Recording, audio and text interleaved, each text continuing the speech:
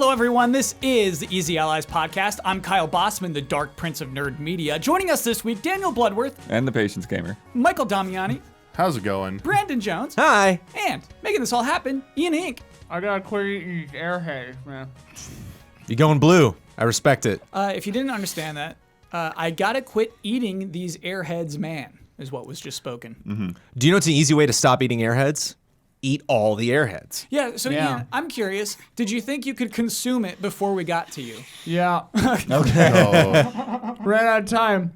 Such bad advice. We did go a little fast. On that. Eat it all. Let's do gone. corrections. Begin corrections music, please. Blood Omen, Legacy of Kain, Soul Reaver. Mm-hmm. Good doy. Yeah, all right. But you were talking about Blood Omen 2. Right. Yeah. But also, we were talking about Soul Reaver as well. Right. Which we got our titles mixed up. Okay. Never again. We got them all straightened out. Cool. Alan Watts is the philosophist who narrates everything and the Xbox Series X reveal. Nice. Good doy. Battlefield, Where were you, Ian? Hawaii. Battlefield is the Star Wars one. No, it's not. Battlefront. Excuse me. Battlefront is the Star Wars. It's the same word. Battlefield and Battlefront, the same word. No. That's an easy mistake to make. Yeah. No, They- the they Battlefront's sound like your very front. similar. The front, your front. The Battlefield's where the two enemies fight, and And then the the two front Battlefronts is would your. coincide on the Yeah, battlefield. you got two Battlefronts. Yeah, you're right. It's not the same word. Yeah. Call of Duty Ghosts did offer cross-gen multiplayer progress transfers on both PlayStation and Xbox. What did we mess up for Battlefront? What was the correct? What was that correcting? Oh, no, it was me. It was because I said that Battlefront was cross-gen, and someone was like, here's a list. It was Louis P. Here's a list of all the games that were actually cross-gen. It's like, you knew I just mixed it up. You knew I know Battlefield was cross-gen. Okay. Hey, but wait, do Battlefronts always they're always on a battlefield? Though? Yes. Yeah. Yeah. But you can have a Battlefield without Battlefronts. Uh huh. But you can't have a Battlefront without a battlefield because a Right. Battlefront existing makes where it takes place a battlefield. Correct. And you can have none of these without a tree line. Yes, you have to get to the tree line always. Lastly, Jones, I feel like you're perpetuating this. I like Animal Crossing. I don't know where this Kyle doesn't like Animal Crossing things come from. You're pushing this agenda, Jones. And I feel like you forgot, Jones, I feel like you forgot the E3 in which we were stealing the Wi-Fi that we weren't supposed to. It was the E3 production Spike TV Wi-Fi that they told us not to log into. I stole that before anybody. And it was to download Animal Crossing. Right. New Leaf. But you're the one that keeps bringing up the Animal Crossing's too popular. Yes. But you don't understand Animal Crossing's popularity. You sound like the bird brains in our comments section right now, Jones. It's possible to like a game and also think it's more popular than it ought to be. I agree. Why are you blaming me for the subject you brought up? No, because I hear you all the time. Somebody You're came like, after me on Kyle, Cup of Jones Kyle and said, doesn't will you tell Animal Kyle to Crossing. knock it? No, it was the showcase. Yeah. They said, will you tell Kyle to knock it off? And you're like, I'm sorry, Kyle doesn't like Animal Crossing. As if I never played New Leaf with you. Did I say, check the tape, did I say Kyle, quote, Kyle doesn't like Animal Crossing? You have, yes. Maybe. Undo it. End corrections music, please. This is how we hash stuff out here on the Easy Allies podcast. We tied a lot of tech talk last week. We did tie a lot of tech talk. I want to, before we move on from corrections, I want to straighten a couple of things out. Ray tracing, we always say, is reflections, and it's more than that. It's lighting. So much more. It's lighting. It's realism. It allows you to dynamically make a scene look realistic without having to pre-bake things into textures. Honestly, at this day and age, if your game doesn't have ray tracing, just stop. You know, just stop. Next gen's gonna have ray tracing. Animal Crossing has Next ray gen, tracing. yeah. Look Animal forward to Crossing depends on ray tracing for does. all of its in-game action. It does. And I do want to talk about variable rate shading, because this we had no idea about. One commenter, Starlight, has, I think, an explanation that really, a few people actually explained it in ways that I think would make sense to anyone, myself included. So this was, the Xbox Series X was bragging about variable rate shading last week, and we're like, what is that? Okay, so here's what it is. VRS, variable rate shading, is basically lowering the shader's quality in areas that you wouldn't usually notice, like in your peripheral vision. Therefore, less rendering power needed for each frame. Currently, it is used to lower the shaders in the corners and edges of each frame because players usually are looking in the center of the screen, especially in FPS games. Racing games lower the left and right sides. VR with eye tracking can lower the shaders for the areas where your eyes are not focusing on. So, the statement that you don't lose image quality is actually false. You're just supposed to not notice it. The technology isn't new, and many consoles and PC games have implemented it in their own methods. This is just Microsoft's version, and it's part of Windows DirectX 12 for PC. I know it'll be better than this, but you know what that reminds me of? What? Rage. Remember Rage with the mega textures or whatever? But if you turned around really fast, you'd see them like load in. No. What did you have to do to get mega textures? I mean, that was just like the buzzword that they had for Rage in general. Like they were using mega textures. Sure. Yeah. Yeah, and I mean, it's the idea, right? If you're not looking at it, why render it? And so it's funny that it's even on the screen. It's like if there's a dark area, we're not going to render that in high def because that's who's looking in a dark corner? What a weird way to save pixels. But I wonder how unnoticeable it will really be. Nobody noticed yet. Apparently, this has been happening for years. Well, I mean, this sounds like classic game design. Games forever have been doing low poly models far away, and this is just with the shaders, right? It's like a similar variable rate shading. That is classic NPC loading in any Grand Theft Auto game. That if you see an NPC and then turn away and then turn back, they are gone. It's just maybe not in 5, but yeah. So now we at least have a good idea of what that is. Sure. It's strange to me now, actually, that it was one of the 5 bullet points. If it's like, yeah, everybody does it. You know what I mean? Okay, all right. Tough Bouncers. Time to play Tough Bouncers. Easy Allies, as everybody knows, runs the most popular nightclub for video game characters exclusively in Los Angeles. Miami's got a huge one. Every week, we must turn away one very popular video game character because our club is so poppin'. There's just so much room. So we are presented with 2 characters, and we must choose which one gets to be allowed into our club. Our submissions come from Shy Ambar and Kiraz this week. From Shy. Princess Zelda from Legend of Zelda Breath of the Wild 2. First of all, she is from the royal family, and you don't say no to the royal family. And secondly, she has a cool new haircut to show off. Lots to consider there. Well, that royal family ain't what it used to be. Very true. Isn't she like the only one left in that? Yeah. Not really going to get in trouble with anybody else there. End of the bloodline. Yeah. Soul Edge from Soul Calibur. Reason, one of the bouncers asks you what to do with the sword left outside of the building. Think of all you could accomplish with its power. I don't want to have anything to do with that sword. Yeah, I don't know if you want that falling into the wrong hands. But it's our hands. What if you, Our hands could be the wrong That thing hands. is cursed, man. what if you picked it up with like tongs? Yeah. You're telling me you're going to leave Soul Edge just hanging out on the sidewalk? I think we should It's put it not our in like a responsibility. closet. See, there's liabilities in the club. You know what I mean? Yeah. Because when we bring in Agent 47 or somebody that's doing something and then they leave, it's like that's on them. But this is something that this is an object we brought into the club, and so if we're responsible, if something happens with that. But Zelda's not really impressing me either. I don't. Hey, it's wait. tricky. What if our bouncer? Whoops. What if our bouncer just picks it up and uses it outside the club? Can we get 2 in? Because it's technically still outside, and then our bouncer's all powerful and can do their job better. Ian, I really like this idea. Yeah. So we have our bouncer just say, buddy, Aren't pick we up the sword. bouncers? We guide our bouncers. Yeah, we manage them. Yeah. I'm not going to muscle, a video game character away. Yeah. So we have muscle, and then, we're there with a clipboard being like, I'm sorry, I don't think so. And So then we're like, Vinny, get him out of here. So you're saying, Vinny, pick up the sword. Use brandish Soul Edge. Yeah. And Princess Zelda, come on in. Well, is there a third? You listed 3 names at the beginning of this. No, Cheyenne Bar is one person. Oh, I thought it was Shy and Bar. Mm-hmm. Yeah. That's like Jacob and Ronnie. It's like Jacob and Ronnie? Yeah. Wow. Both of them? You got them both? I it's say just the a dumb bouncer. LA joke. Don't listen to that. I guess the bouncer gets the sword and Zelda comes on in. Okay, are we cool? Yeah. Cool then? Oh yeah. I'm a little nervous about what happens next I'm week, still a little worried about the sword. Yeah. but I think I it's, can't wait. I think it's better in our hands than anybody else's hands. I Blood. agree. I agree. That's Especially what they in all Los say. Angeles. That's what Just- they all say. You're right. Yeah. You're very That's right. true.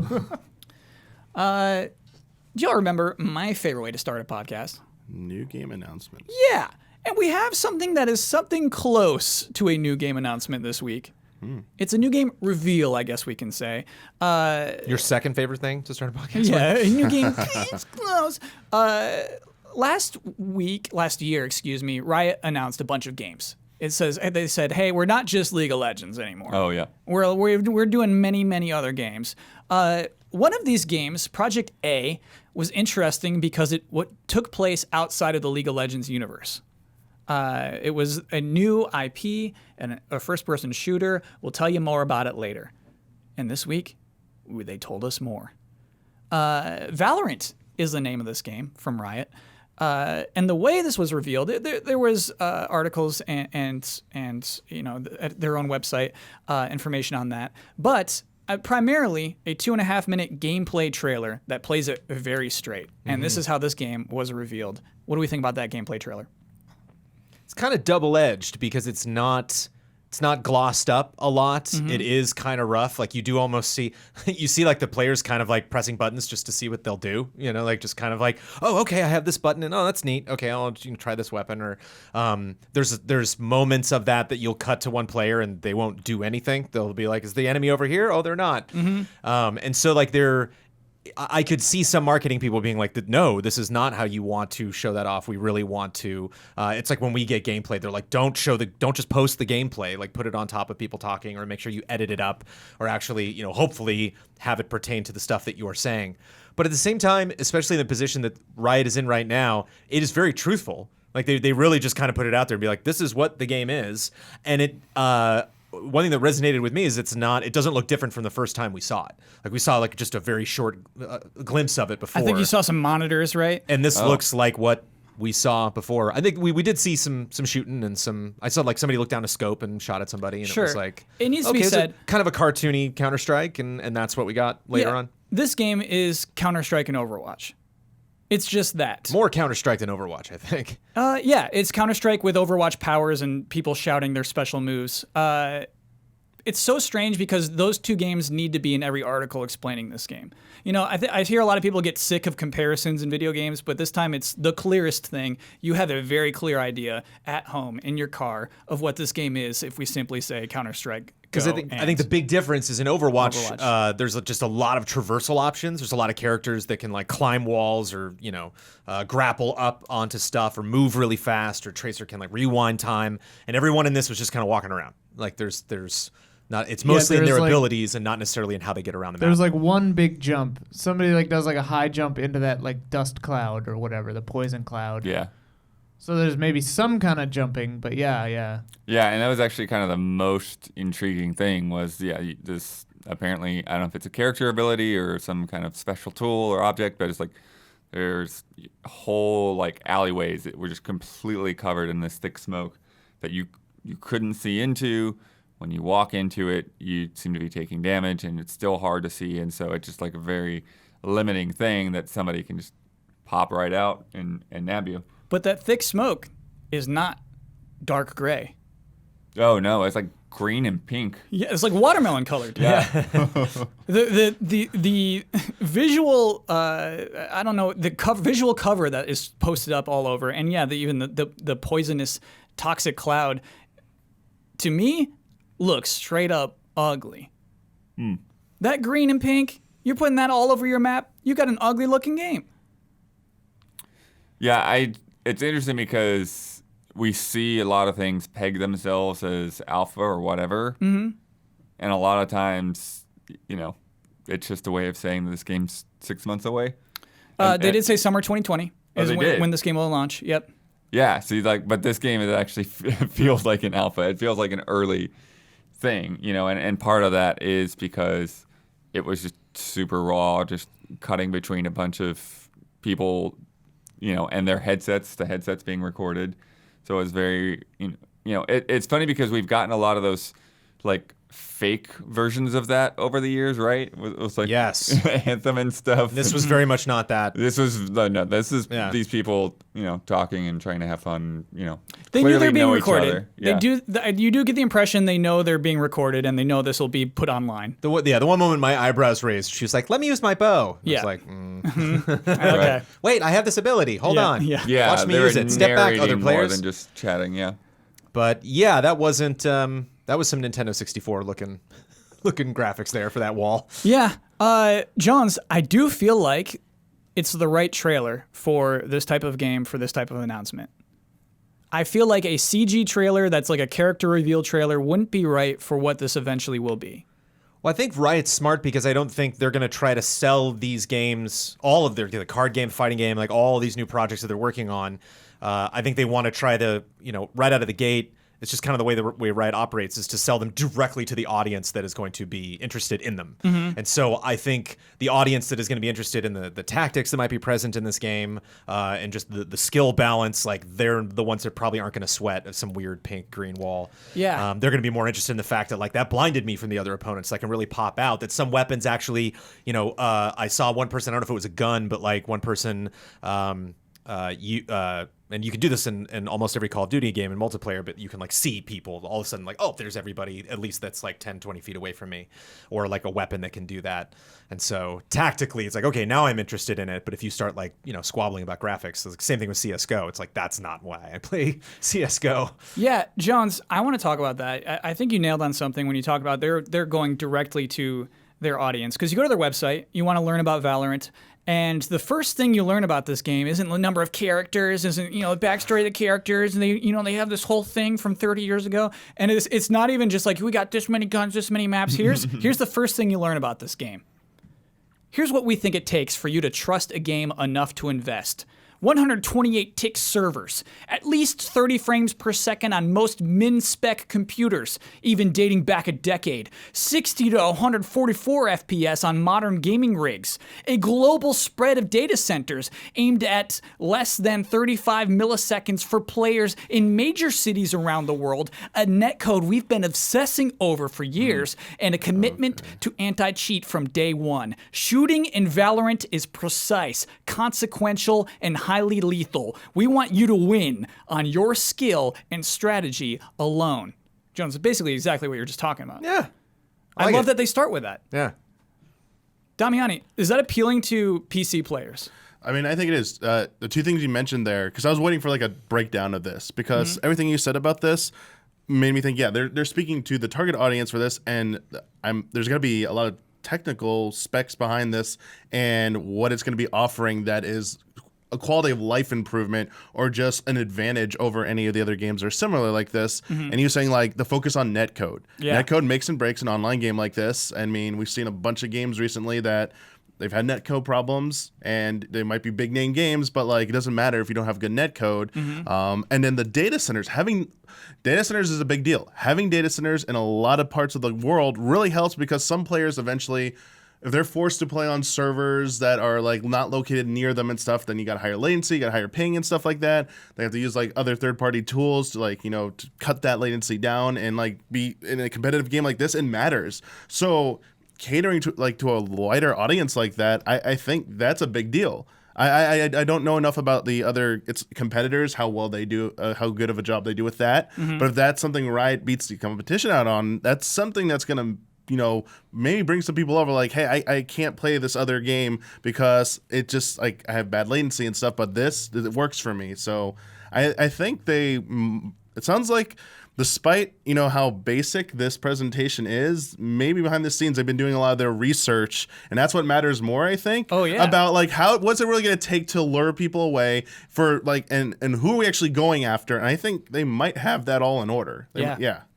Yeah, I think if anything, like Riot has displayed a very keen understanding of their own demographics and their audience, and I think this is laser focused at fans of Counter-Strike and Rainbow Six Siege or whatever it's called. Yeah. I think that this actually is like weirdly a really good trailer for what it is. I think so too. I mean, it's not flashy or interesting to people who aren't into this, but I think that's kind of a good thing.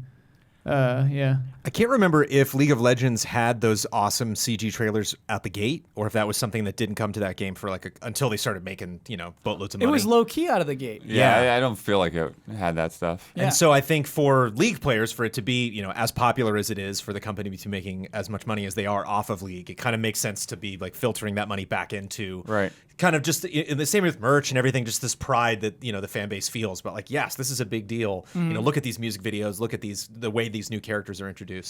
And so it's fun for a company that's used to blowing things out like that, just to be like, nope, we really want to make this game work. We really want it to be fun. We really want to show you just how it's played. I am surprised maybe that it's that quick. I think that's maybe one of the only critiques, is that it's just not that long of a gameplay trailer. If they do kind of want to show, It was 2.5. then why, if you don't really care, you're showing off rough edges, why not stream it? Why not show me a half an hour of just a couple of matches? Yeah, I mean, because it was kind of quick, and they die in some dumb ways. It's get out of the toxic cloud, and then they just get shotgunned. Yeah. It's okay, all right, good job. Yeah. You're right. It is an interesting little snippet, but I feel like there's some realism to that. Sure. To I'm just people reaching. being- I'm just trying to figure out maybe something. But again, Ian brings up a very good point that they certainly, and I think just across the board of how they announced all of these games, I think they really thought case by case, okay, how do we speak to a card game audience and try to convince them, okay, yes, this is another card game, but here's why. Here's what we have in mind, fighting and so on. Yeah, I do. Go ahead. Oh, I was just gonna say, I think that this trailer probably had a set of 4 or 5 really specific goals. Here's reintroducing the visual style. Here's reintroducing the concept that you die in one shot. Here's maybe an inkling of the game mode. And Polygon has a write-up, so apparently there is more information where it's there are 25 rounds, and you can't change heroes between rounds. 25 rounds? Yeah, and because every round is just whenever a person on your team dies, they're gone until the next round, because it's one hit, one kill almost, not entirely, but you die fast. And there are abilities, but the guns aren't per character specific, I guess, that you have a loadout that you can change between rounds, it says. Yeah, because the trailer begins with somebody requesting a gun from another player. So it's not like Overwatch where it's this is, Tracer's gun. It's More here's an Counter-Strike. AK. Yeah. I am a sucker for stuff like that, just the quick gun screen, then it goes away, and you're wait. It was 1 It just second. Right? It reminds me of the old classic Halo 2 demo, and just the second gun, click, pops up, and that alone is hype, people that are fans of that, either franchise or the genre, know what that means when it happens. So one thing I do want to differentiate is I feel like when I was talking about earlier the type of trailer this should not have been, I was directly making fun of Overwatch. And I do feel like Overwatch debuted with the perfect trailer for what Overwatch is. It was a character trailer. I think And they also had a gameplay trailer right alongside of it and gameplay demos at BlizzCon. So yeah, they kind of hit all points. Right. And I feel like for Overwatch 2, the character trailer did not do it. I feel like maybe we're past it. Maybe you're already debuted. We already know these characters. It doesn't feel as like a reveal anymore. Or I think, to me, in a weird way, even though this 2 is going to be going a little bit more on story, I feel like in a way is does this matter? With Overwatch, does this story trailer really matter to the game whatsoever? Yeah, I feel the same way now. Now we do. Yeah, when we're first getting this world introduced to us, it's so exciting, and yes, we start imagining what this game could possibly be like, and yeah, it's not at all implemented into what that game is. Well, it's funny because in this Polygon article for Valorant, it's the story element will be reflected in game via dialogue and changes to the agent's look and environmental elements, but because it's a game so meticulously balanced, story stuff can't change the entire way the game works or anything like that. And Overwatch is the same. It's oh cool, a new cutscene. Soldier will say something different now in an intro. Yeah, It's just okay, great. Yeah, I think it's fun for the people who are very invested. The map changed a little bit. That's so cool. That column was knocked over. But to be fair, which I think is actually pretty cool. Yeah, most of the time. I actually agree, and I think it's right for the genre. I think if you're making people watch cutscenes in between matches, obviously that's too weird. That would suck. But it is interesting to implement a story into a huge multiplayer game. In my opinion, I like it. I like what they do with League even.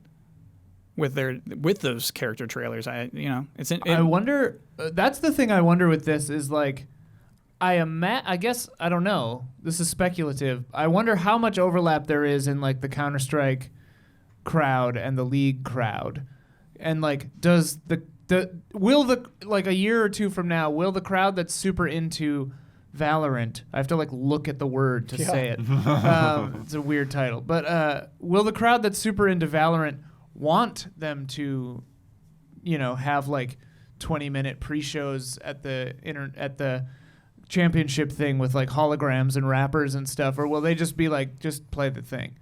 I wonder. Yeah. Similarly, with Apex Legends, I wonder how much the fans of that game really care about those characters. Right, like, are they cackling at Mirage, like talking and making jokes or whatever? Yeah, I don't have an... Write in, actually. If you're an Apex Legends super fan, write in, tell us how much you actually are attached to these characters and their plot lines. I'm truly All curious. I ever hear people say is how good the mechanics are. That's what comes away from Apex. I wonder if there's like a wait-and-see approach at Riot with all of these new projects, that they're like, let's just wait 6 months, let's wait a year, and see which of these really take. And then we can decide, okay, let's spend more money on that, let's allocate more development time, or maybe take the story a little more seriously, or just invest a little bit more in expanding the world. But if it does well enough and we break even and we're making those people happy, then, again, why spend money when we don't need to? It's such a weird company because, like, look at the way they did this, right? They've been a one-game show for a long, long time, and then all of a sudden they come out the gate with a I guess, Nintendo Direct style presentation where they announce, 5 games? Yeah. And then now they've got these other little, like, studios doing Riot, what are they called? Those, like, Riot side story games. So they're going from, like, one game to, like, 6 or 7 now, and it's so funny because, like, I think in some regards they're a wait and see, and they're really good at balancing over time, but also, like, they plan things for years and years and years in advance to, like, a crazy degree, like, as evidenced by the fact that they came out of the gate with, like, 5 games at one time, It's an astonishingly interesting company. It's so weird. Yeah, I mean, they've been number one for a long time. And this is how you stay number one, I guess. You got to differentiate, right? Yeah. Diversify your portfolio. I agree. And I think that a general announcement, like you were saying, when they tossed everything out, I think did a really effective job at kind of setting the expectations at different levels for all these individual projects. And I feel bad, Blood, you and I get, we all get just tons of emails, for all sorts of games. And I feel really bad when I see an indie game sell itself as like, look out, this is going to be, and it's like, I'm sorry, I'm just not going to check out your game because there's just so many games. And so it'd be so much more interesting if you just told me your game about what it is instead of kind of like packaged it in a way where I have to kind of get past a lot of the bluster before I can really get to the core. Oh, it's a puzzle game. Okay. It's like by the title, it looked like something way more than that. This studio's teaming up once again. Yeah, so it's interesting to see something, just a juggernaut like Riot, be like, we're fine if this was just a fun shooter that with the right community finds and enjoys, and we're good. Yeah. Do you remember my other favorite way to start a podcast? Corporate shakeups? Corporate shakeups! Oh, we got some corporate shakeups.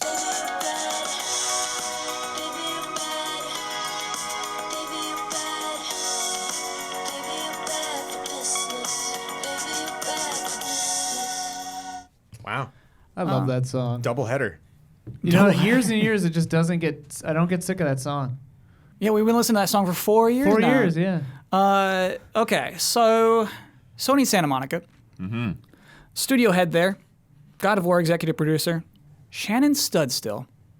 Studstill? Studstill. Yeah. Stood still? Nice.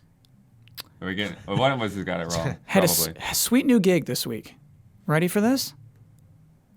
She's going to be the head of a brand new Stadia games and entertainment studio. There are and moments, entertainment? Yeah. There are moments on this show where I wish we had like radio morning show like sound effects, like buzzers and stuff. After you say that, yeah, And some guy going, oh no! yeah, falling down the stairs. Wait, where's that thing? That green thing? Never mind. With the burp, boom, Yeah, bum, beep, bum, bum, bum, beep, bum, bum, bum. Every time we just say the word Stadia, oh no! Where is that thing? I think I know exactly where it is. Okay, all right. Hang on. Okay. I mean, keep going. Okay, so here's what Stadia is announcing: the new Playa Vista studio. That's close to LA. And this announcement came from Jade Raymond. Yeah, who works in the other studio, I believe, or maybe Well, she's the head of everything. Yeah. Got it. And it was previously just one studio in Montreal, so this is their second. This one will focus on delivering exclusive games using new gameplay mechanics, creative ways to play together, and unique interaction models that we're just starting to explore.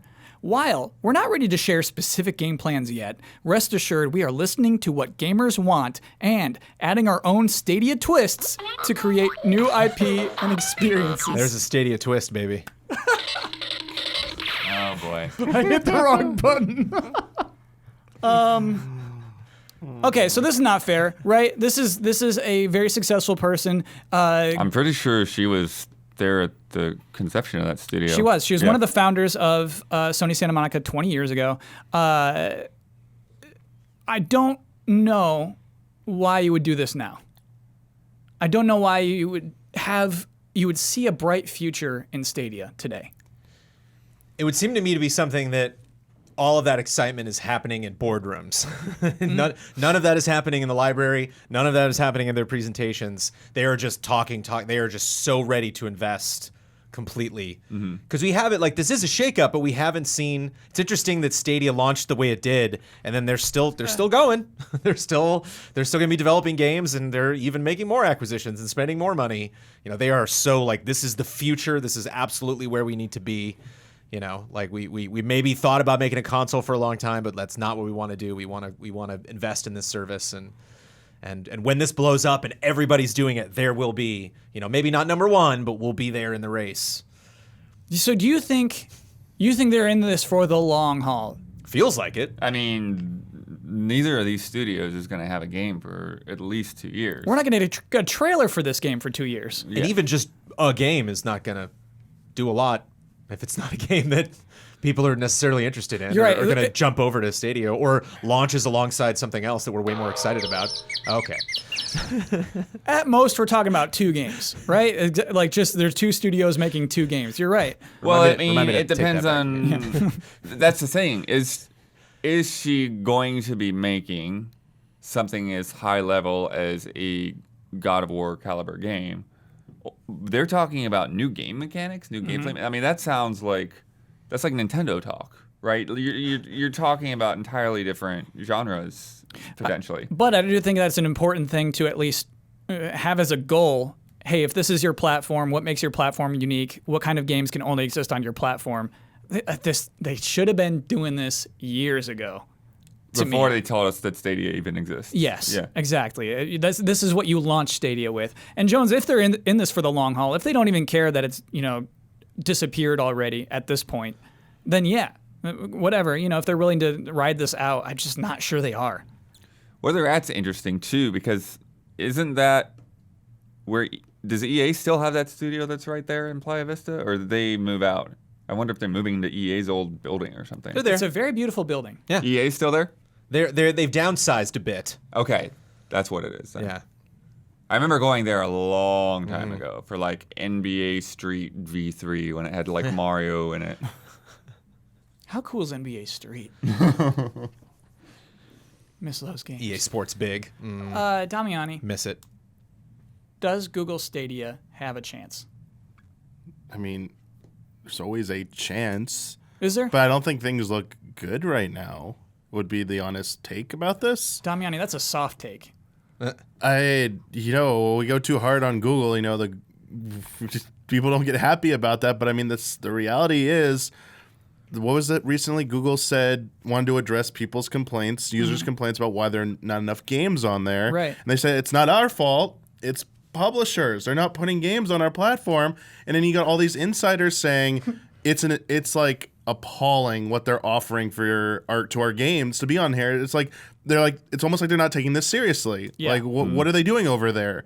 So you get people saying these stories, and then it's kind of, I guess, good news to hear them bringing in someone with so many like someone who started like God of War, the Sony Santa Monica studio. Like that's a big deal. But as you said, this is something that should have been done before all this was announced. Why are you announcing this now when it's not going to pay off for years? It's just confusing. I just don't know what's going on over there. I don't know if anyone outside of them really knows what their plan is over there. And right now, as you said, I won't give them a 0% chance, but things don't look that great for the future of Stadia. But I mean, never say never. Yeah. It's such a weird Stadia is such a weird thing to me because it's like obviously I think this is where games are going to go eventually, like decentralized cloud, blah blah blah. But they are probably trying to be first, and I think they're 2 or 3 years early. But yeah, the fact that they didn't call it a beta, I think, was a huge mistake. But then, if what Damiani says is true, where it seems like they're not even putting the full force of all their money behind it. It's such a strange mix of like half measures, you know? Yeah. It's such a Right. weird Well, thing. I mean, to me, it's they still have the quote unquote free version of the platform coming, right? And so in a strange way, it almost doesn't matter whether Stadia is successful as long as it still exists when they get these games finished, because then you would just buy the game and you would play it like you would. Essentially, you're just buying a game that's not going to be in your Steam library, right? You know what I could see happening, honestly, is they spend the next year or so trying to make Stadia happen. It doesn't happen, because why should it? Mm-hmm. But they have all this, like, they've laid all the groundwork, and they have these systems in place, and then other people, like xCloud or whatever, could start, like, somehow buying their, like, server space, like they could become like the Amazon, like AWS services of cloud gaming, and But then that's they the could thing, make though, their is their money that competitors way. already have. I mean, maybe NVIDIA, I could see doing that. You know who I'm thinking, Blood? Microsoft's not going to do it. I'm thinking Nintendo could definitely use such a thing. Yeah, no, I think Nintendo and Stadia, or any of them. Nintendo could team up with any of those guys. Yeah. So It seems like they're half in with xCloud already, maybe, right? Because wasn't there? we had a lot of rumblings and rumors a year ago, but it Yeah. doesn't feel like it's actually been based on much. It just, Yeah. Nintendo and Microsoft have been talking to some degree, but I don't know. What was the quote that said like doing things that nobody's ever done before, or doing stuff in the space because the space is super exciting now? Or what are these games going to do? that they're Unique saying? interaction models that we're just starting to explore. Right. I think the play is to take a game like Exodus, a game like the most recent Assassin's Creed that just came out, or a multiplayer game, the Mortal Kombat or something, and then add that interesting tech to that, because then you make a sell for me potentially playing the game on your platform instead of something else. What I'm nervous that they're going to do is build a game from the ground up that has some weird gimmick about how other people can watch it and interact, or how you can have 100 players at once, or how you can have 10 players doing this and 20 players doing another thing, 30 players doing another thing. And it's like, oh, cool. That's really actually an interesting story. And that was an interesting video. I'm going to go back and play more Fortnite. It's like, I'm not going to jump over and play this game and spend hours in it just because you came up with a cool idea. If you add that cool idea to the game I'm already playing, or to a super popular game that I was maybe thinking about jumping over to this year, now you got me. And so that's what I'm nervous. They're going to invest so much. It's kind of like what Damiani was saying, where they're like missing the point. Like they're not having the same, they're not playing ball. They really want to do things their own way. And it's like you do kind of have to court, the other people that have their own visions, their own dreams, their own plans for the next decade. You kind of got to make it stuff enticing for them, instead of just being like, just wait until what we're going to do. It's like, if that equals 4 games in the next 5 years or so. I mean, I think one of the things that's strange to me is, despite having Jade and now Shannon and who's Phil Harrison is, right? That's with Stadia? Yes, he was presenting for it, remember? Oh, yeah. Yeah. So despite having those guys, it does not feel like they have any idea how to communicate with gamers or with the rest of the industry. And so it's so strange, because they're just not doing the right things. It feels like Ouya 2. It feels like Ouya all over again. How dare you? Though? But they have the budget to keep it on life support for right. however long they want. It feels like they're just doing Ouya again, but they have more money. What's so funny is people loved Ouya. Ouya was kickstarted because, dude, this is going to be huge. This is so cool. I wish I could have all my games when I was a little Or do you dinky mean on live, or? No, Ouya was kickstarted. Right. And it was intensely popular. But I mean, I wonder if Ian means on live. I mean, Ouya. Okay. I mean what I say, blood. Yeah, you don't just drop Ouya into the conversation. No, but it kind has- of in the same accidentally, time frame. willy-nilly. Right, but it has. What I mean by comparing it to Ouya is like they were trying to do the thing where they had like exclusive titles, and that's what's gonna make you come over to our thing, and like blah blah blah, and like they're trying similar tactics, and it just didn't pan out, you know. Yeah. And the 3 games that were on it are just on everything else now, so. Yeah, That's what I hope. That's what yeah. I actually hope that these games that are being created at Stadia Studios find life on other platforms. I mean, would Stadia have to die for that to happen, or? Yeah. Yeah. It is exciting. I for don't know that yeah. it necessarily, again, because they are just doing sort of whatever they want. I don't think it necessarily is the case. I think, we could see something where it's on Stadia for 3 or 4 months and like, okay, put it on other platforms. Here's a game by Google. Like it's we're in a weird place anyways, particularly like with the way that, Xbox is just, putting basically every one of their games out for a $5 subscription fee. And Well, and I so- think that's when Stadia will, when they just when they actually are the Netflix for video games, Yeah. like then maybe they'll have a shot at it. I don't know. Okay. But that's the difference, man. I'm excited about those Xbox games because I'm excited about those games. Like you can offer them at Right. whatever price point. You can make them, work in a fun way via xCloud. I'm still excited to see what Hellblade 2 is going to be like. I'm still excited to see, what Halo Infinite's going to be all about. Because of the games, so you add that functionality later. Two projects I'm already excited about. Don't make me excited for a project just because it has some weird gimmick or because it's is built on some infrastructure that it's not really proven yet, Yeah. or is not super successful. I do want to add, before we end the story, just some more information that Yumi Yang, who works 19 years at PlayStation, is taking over for the studio head at Sony Santa Monica. Interesting thing is that she's got a background in project management. yeah. Did you never get to see the Raising Kratos doc? No. You get pretty intimately familiar with both of them. That's Cool. right. In that. We're in that. Yeah. I also wonder too Oh, all right. when you're in this position, when you've been around as long as these people have, and you have this meeting, and you're like, this kind of sounds interesting, and I don't know, and then you like look at the bottom line, it's like, how much money are you throwing at this? Okay, I got to get in here. I got to at least get in that building and hang out there for a year, Yeah. and then I'll bail and go do something else. But like, this is so entertaining, You're right, 20 and so years. crazy, Yeah. and like, look at all the people I'm gonna meet, and look at all the weird, you're just letting me just kind of go into this preschool and just play with blocks and draw on the wall, and then like, okay, that was fun. Later, it's like it's not. I think if this tanks, it's not going to be that detrimental to these people. It's going to be detrimental to the higher ups of Google that are, writing the checks and signing off on all these decisions. Where they bring in these creative people, it's like, yeah, sure, Especially when they're done with the project. When you have Rod Ferguson who just left because he's like, cool, Gears 5's done, I'm out. I think that's the good time to court these people. And Probably I don't see a big loss for them. Probably be beneficial for the staff, Yeah. in some ways. Shannon Stud Still, Blood it is, 2 T's. Oh, interesting. I don't normally pick up on these headlines.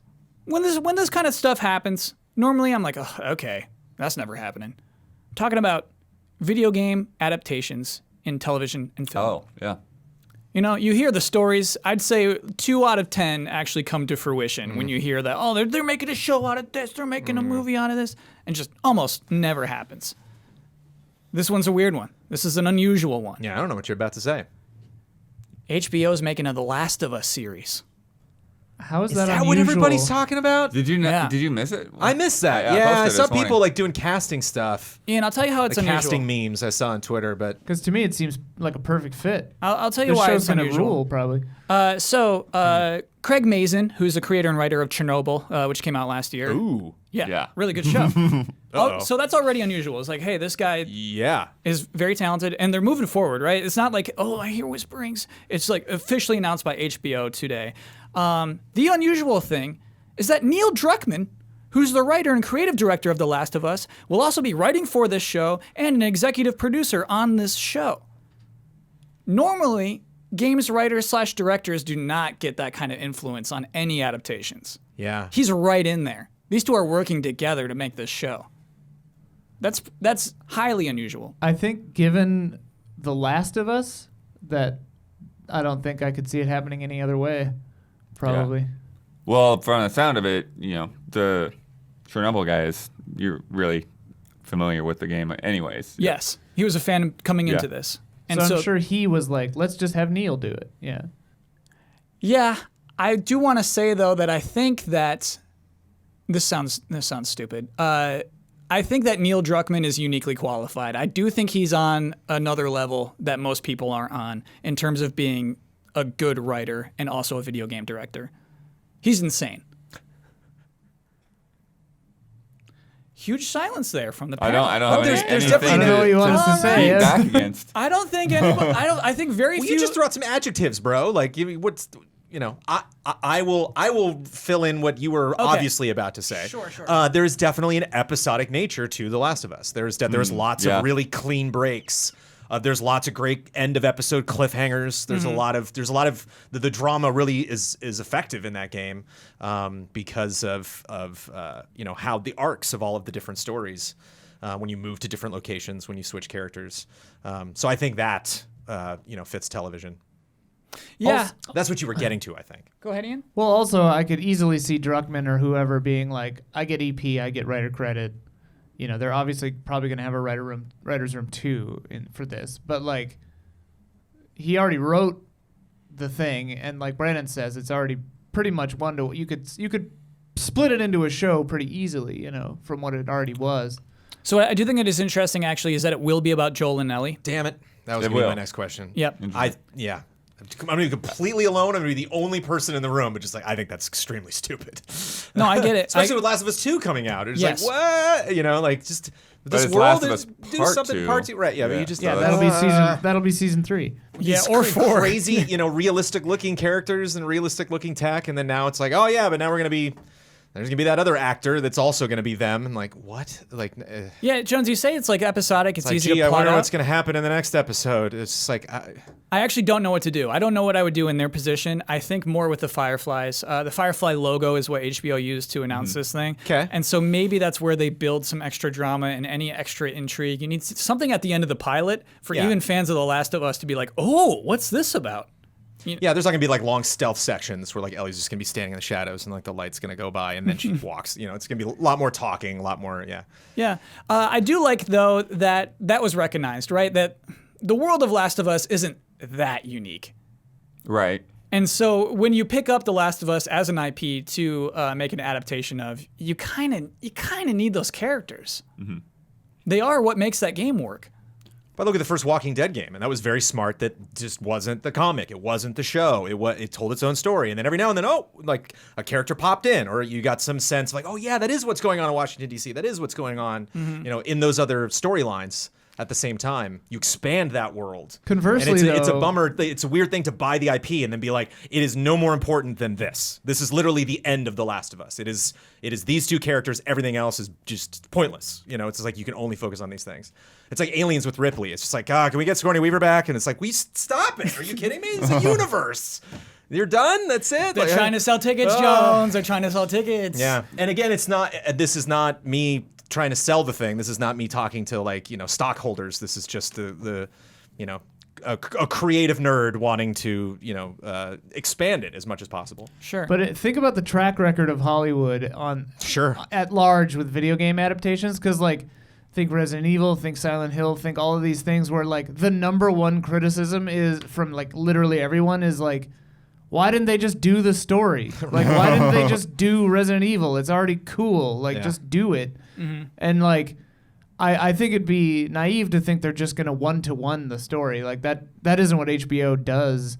But I think that it's smart to do the good story that's already the good story, and I don't know. Yeah. I also think too, you people love. I'm sorry, I'm so talkative about this, but No, I think I love people this. love these characters so much that that casting, that direction, that is a steep hill to sell that. Especially for I Ellie. don't- Man. Especially I don't for know, man. Ellie. My God, like that is hard. That's like 8 months worth of think pieces of You know, like casting. when she Joe. runs off and he goes after her on the horse, you know, and like he comes in the room and she's there, like to just be like, oh, this scene again, nailed it, right? And it's like, no, you did. There's no way that could match emotionally how I felt in that moment, building up, actually going through the inventory, getting those items, getting those weapons, traveling myself to that point to just kick back with popcorn and watch it. It's just like it's not. It's weird. The reason why Castlevania works is it's so separate. The anime so separate from that world. You know, like it reminds me of it, but it's not. I'm not like comparing those things. So like Alucard in Symphony of the Night and Alucard in that show are two different characters. I think we have a more direct one, Jones, and I think maybe it's part of why this deal got together as quickly as it did. The Witcher on Netflix. I think was sold more as, hey, we're adapting this video game than we're adapting this book. Clearly, the video game inspired the look and a lot of what that show is. which I have not seen, admittedly. Same. But I do feel like that may have some influence on this. I mean, this might get a ball rolling. Ian, you're right. Most of this stuff turns out bad, but I think The Witcher was it is a success. Season 2 is happening. And maybe that's just like, hey, this is a new thing to mine, a new opportunity. And actually, like, I kind of think the opposite to what you were saying, maybe, Jones, is like, I think I could get more emotionally invested in this story as a show, and maybe more people on the whole, like at large, could too. But then will that make the game worse? It's like, what are they shooting for? To like have them both be equally good? You know, it's like, well, if the show's, well, now I like the show better. It's just, it's strange to just draw those comparisons. I think they'll be between different those two enough. things. Yeah, I hope well, so. I hope they're very, very different. Well, too, I mean, going, back to looking at Chernobyl as, kind of, something to grasp onto, right, in terms of where this could be going is there is a lot that the game doesn't really get that deep into in terms of how did all this happen, right? And that's what Chernobyl's really good about. Is like, let's see how all of these different pieces from all of these different areas kind of came together and made this crisis what it was and kept it from being what it could have been.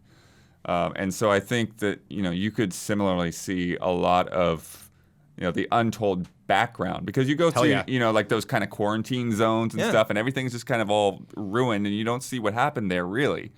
You just get little scribbles and notes and stuff from people, which is what works really well in a video game.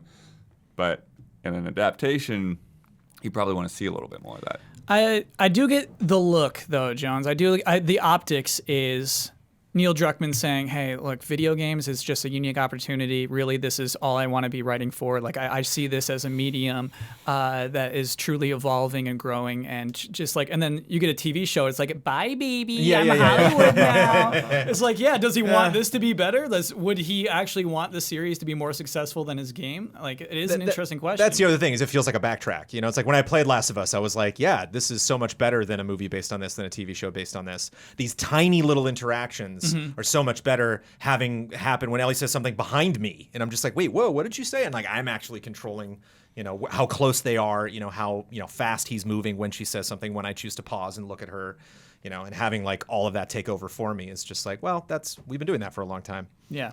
What could be interesting is if like Joel and Ellie are like the linking device, like the through line, but it's more like you're here with the Fireflies, and then it's the part where Joel and Ellie like come through like part of the episode, and then you're hanging out with that guy, I forgot his name, but and then they show up at his little cabin or whatever, that could be interesting. Like each episode is a vignette or something, and then they roll through town like a force of nature or something. Joel as the bad guy would be sick. Yeah. You're a doctor just trying to solve this problem. You have the solution right there in your hands. Yeah. And then this murderous guy just comes into your hospital. Well, little nods to the player when there are gaps in the show, and you're like, oh, I know what happened in that gap. Yeah. That's not confusing for me. And for all of the nitpicky complaining that I'm doing, I would love to eat my words. I would love that. Yeah. I would love to get one episode in and be like, that was wrong. Never mind. This is fantastic. Be interesting to see it kind of chase the game, because Last of Us Part 3 is, a very long ways off. Yeah. Are we going to be at season 4 of this show by the time that game comes out, or even by the time that game gets announced? I mean, Chernobyl is a one-season show. We don't necessarily have to see this go on and on and on. Yeah. And Watchmen, right, is also Watchmen, one. Yeah. because HBO wanted to do more because it was such a success, and then Lindelof was like, I'm done. I'm out. And they were like, okay, we won't do it then. Yeah. And I was like, I respected, like, current HBO is on fire. Like, they learned from Game of Thrones being the worst thing that's ever happened. And, like, they're like, okay, all right. You know. Now the Hopefully story's they do that. resonating with Damiani. Now he's on. Damiani, I think that this doesn't work for other Sony stuff. You know, PlayStation productions still exist. They want to put their IP out there into movies and television. Do you think, realistically, any other Sony video game works as an HBO series? It's an HBO series? Yes. I mean, again, I think there's potential. With what?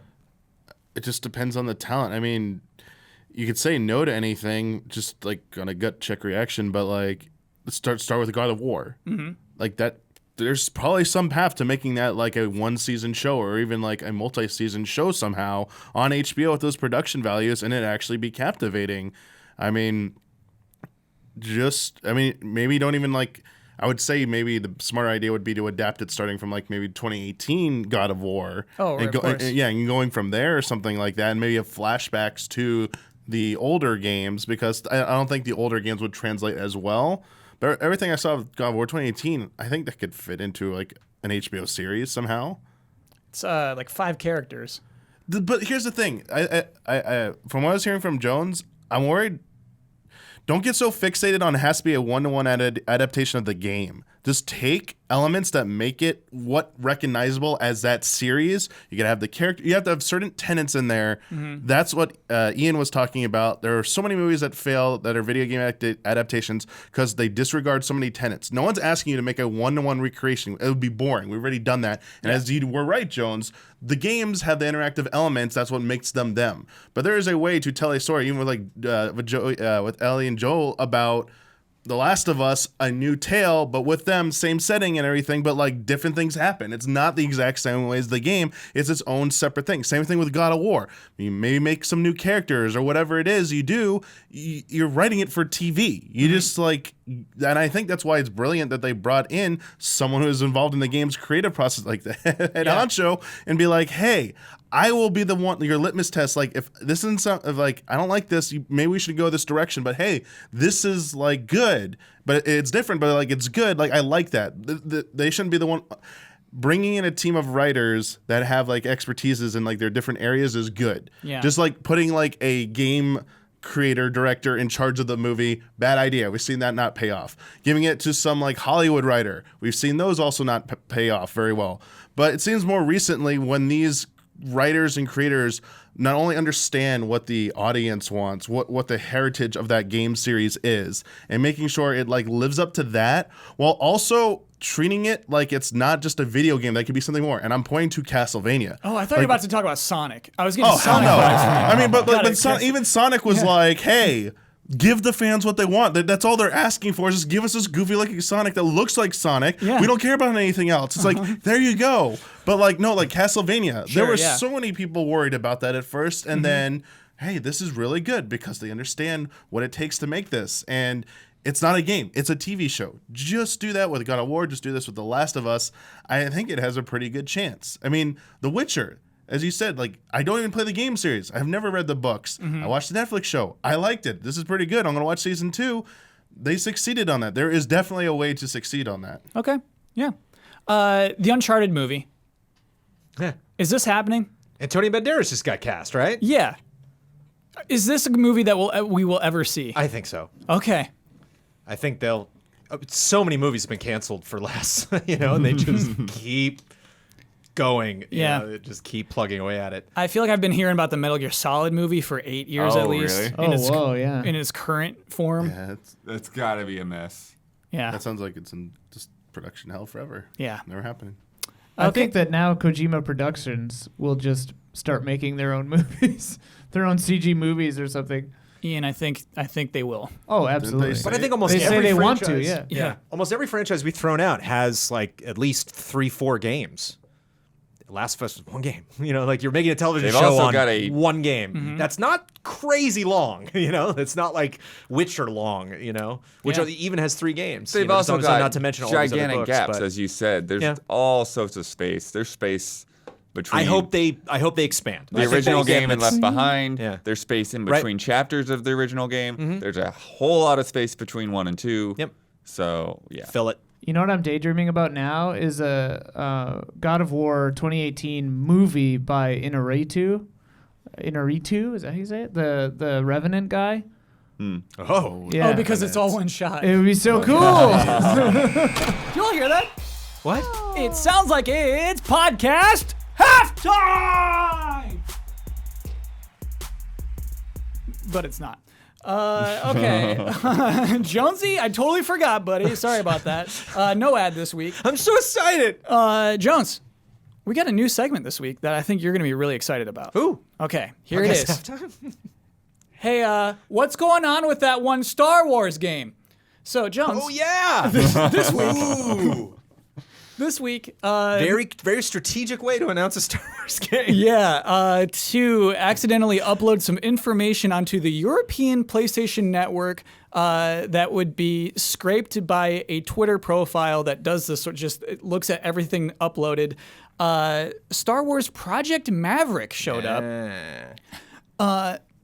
Not too much with it. We have an image of the logo. Star Wars Project Maverick is part of the logo. Yep. What do you call it, Jones? The leaningness of the Star Wars logos. That's Yeah. gold. And it The has Empire Strikes Back slant. Yeah.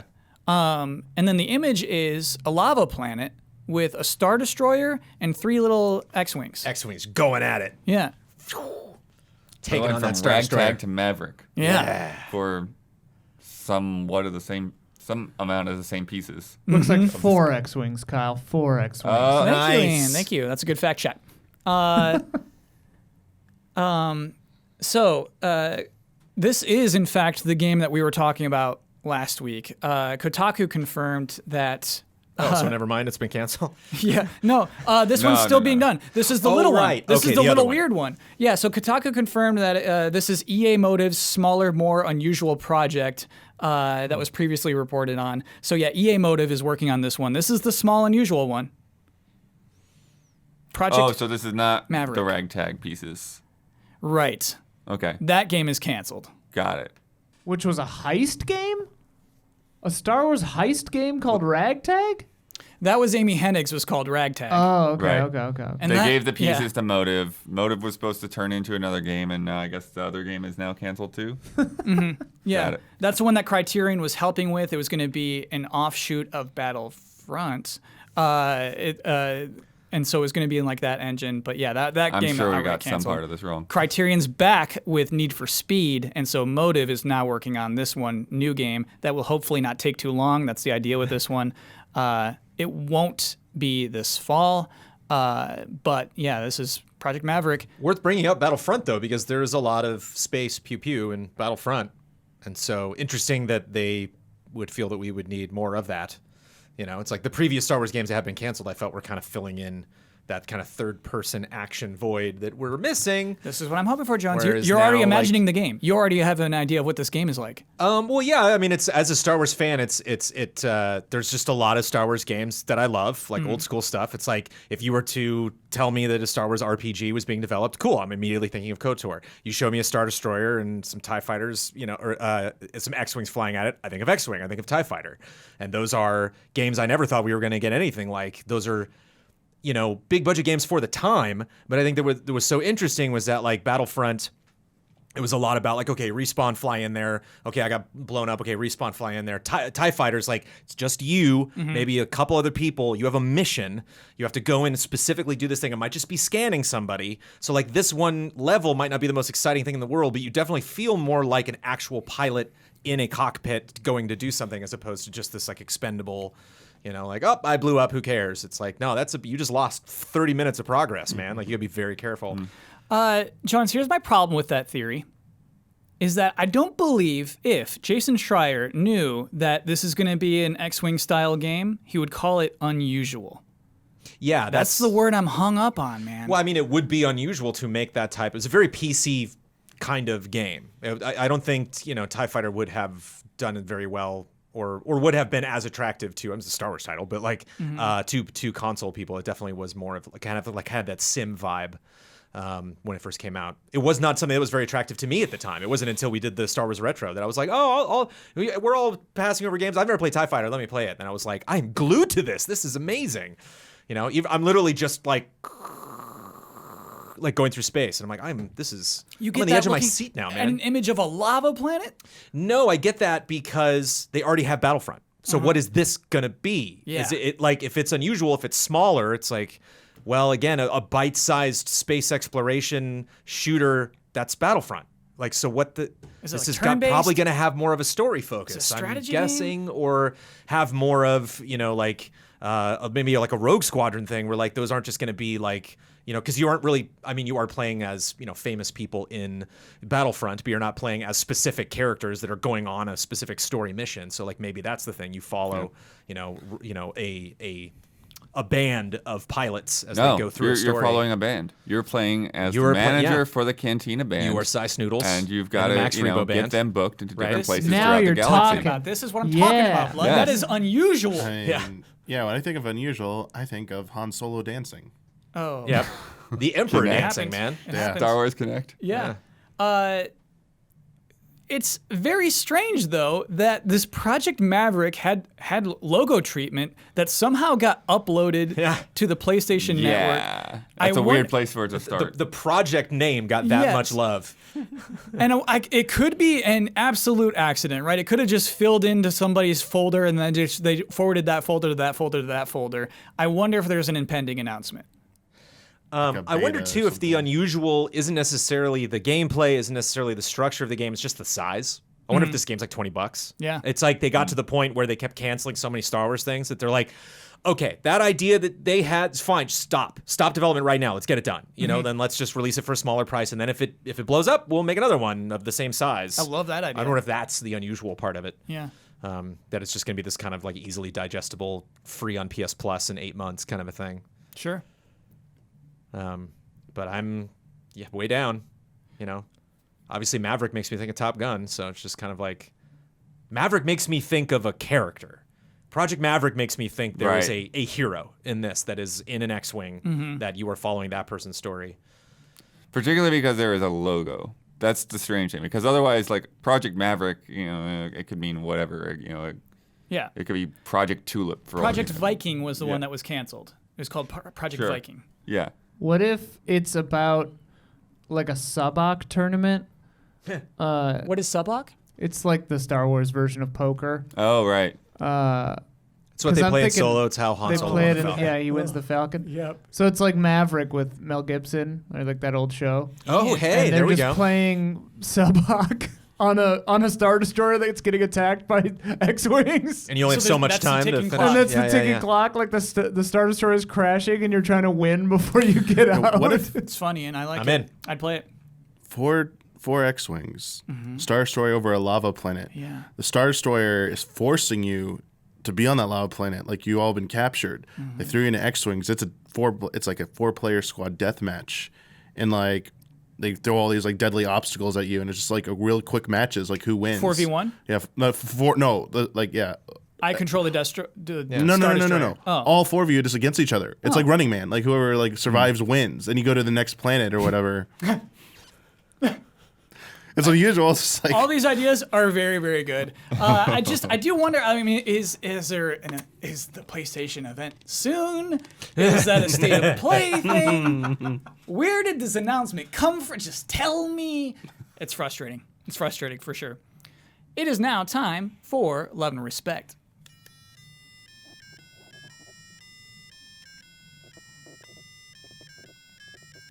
Love and respect. There's a question that's been pretty prevalent this week. Pretty prevalent a couple of weeks, but yeah, as the Final Fantasy demo has been released, we see headlines about this. Huber told me yesterday he's just sick of this controversy. But I feel like this question asks about this issue in a very interesting way that I hadn't heard about this take on it. With themes of identity and pro-environment Final Fantasy VII has always been pretty relevant and relatable, but with Final Fantasy VII Remake being broken up into multiple games, could this hurt the game from getting these overall themes across? While I have no doubt these games will be nothing but amazing, could the wait for each part of the game diminish the message of the overall game or have less of an impact? Love and respect, Stephen S. I mean, I feel like it comes across pretty clearly just in the demo, and that's less than an hour. So I don't know. I don't think it's going to be that hurt by it.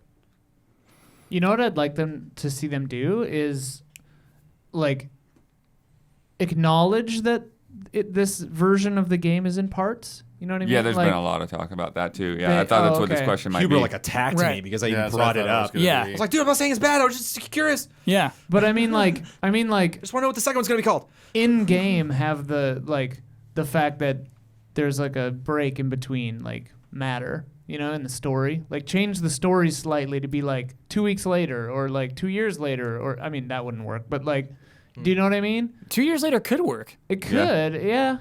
That's a long adventure these characters go on. Yeah. I just like acknowledge it and then like use that temporal landscape to get those themes and messages across in a new way. Because like it's about the destruction of the planet. Like if part 2 takes place 2 years later, like or the amount of time it takes that game to come out later, how would that change things? Like would things be worse? Would things be crazy? Like I mean, obviously there'd be a lot of weird story things you'd have to change, but I don't know. Could be cool. I would hope that the writers are very aware that, right, they're not just transcribing the story from that portion of the game, but and they're not. they're thinking of this story as its own arc. You're right, that it does have a message at the end, hopefully, is what you have to presume. Yeah. But I could see it absolutely diminishes it. The idea that this whole story exists over these many things, and there's such a gap in between, and I mean, it happens with movies, right? And there's just too much of a gap in between movies sometimes where it's like, what? I don't care anymore. And that could be happening with Final Fantasy VII Remake. It's a possibility. They're not ending where they're ending because the story should end there. Right. They're ending because they were like, we got to draw the line somewhere, and that's as much game as we're willing to make back the money on this investment. And so, yeah, am I going to feel that I'm getting close to it? Am I going to know, 60 minutes away from the end of this first episode or chapter or whatever, oh, here we go. Okay, we're ramping up, and then, I can tell it's ending, and then credits. Oh, man, I can't wait for the next one. Or is it just like, oh, I'm done, I guess. Yeah. Right. That's the way the demo feels, but that's, no fault of the demo. But it's just kind of like, where's it? Oh, okay. What I hope is that the way number 1 ends is not the way I assume it ends, just like you're walking out of Midgar and the camera cranes down and leaves you, like stays back here as you walk off into the bright sky of outside of the doors of the gates of the city or whatever, like that's the obvious way. Like I hope they really shake it up. If they ended it like they ended the demo, that would be actually pretty bad. Yeah. It's like, here's some montage of things that are going to happen. Oh, no. Oh no, I said that if you 100% complete the hardest difficulty of Final Fantasy VII, you'll get the trailer for the next game. Right. Like the Kingdom Well, Hearts secret trailers. Sure. Yeah. Did I misremember that, or do Mickey you only shows up like, whoa! Yeah. do you only get the Sephiroth scene if you do it a certain It's way? the Sephiroth scene if you pick 20 minutes for the timer. Yeah, which is such a random thing in that demo. It's nice to have a choice like that. That's pretty exciting. I like Yeah. that. I mean, So there play might it be again. a lot of weird things to make you replay is what they might do with this game. Oh, of course. Yeah. Yeah. That kind of means that there's to definitely gonna be things to get you to replay. I'm not too worried about either of those messages being lost.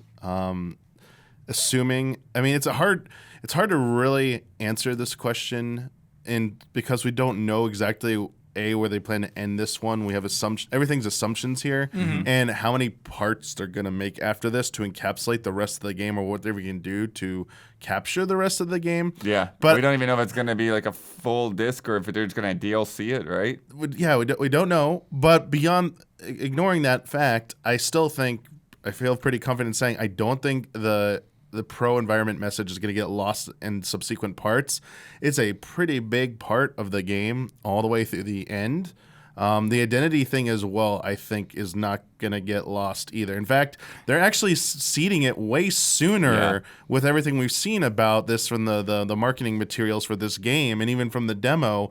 You're seeing the startings of that with just the character with Cloud. Never mind the other characters you're going to be introduced to, who are going to also have, to deal with certain things like that as well.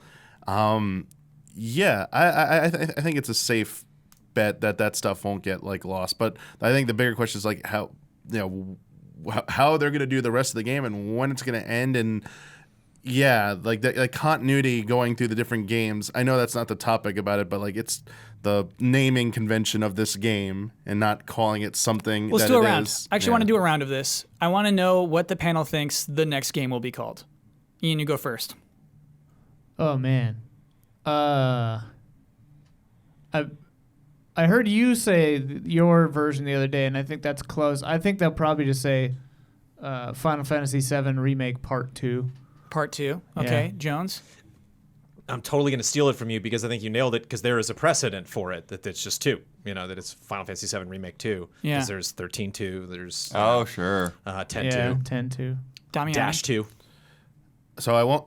The number 2, not the I do. numeral. I think the part 2 2 thing is definitely viable. I can I give you 2 answers? Please. Sorry, if it's okay. That's way okay. I think once next part comes out, they will either rename the existing one to have a subtitle, like Final Fantasy VII Midgar or Final Fantasy VII something that indicates its content. Kind of like how nobody called Star Wars And they- Episode 1 when they just watched it. Correct, when it because just came out. A New Hope, yeah. I don't Yeah. think they fully know what they're going to encapsulate in the next Okay. game, so Sure. they don't want to jump to that conclusion. That's just a fun yet. idea. Or if they do go the route where they give it numbers or something, when everything is done, they will probably make an all-in-one version of the game that will just be called Final Fantasy VII Remake Complete.